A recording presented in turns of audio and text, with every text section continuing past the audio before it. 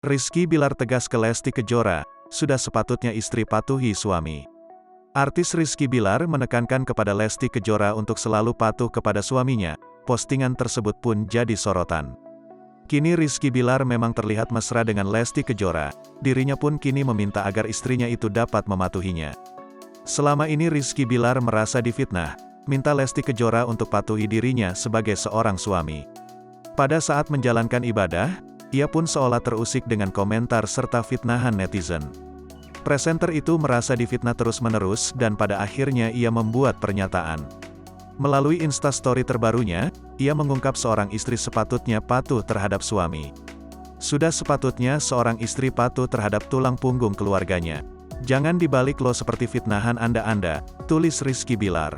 Lantas, ia juga berujar dirinya tengah mencari ketenangan saat menjalankan ibadah umrah.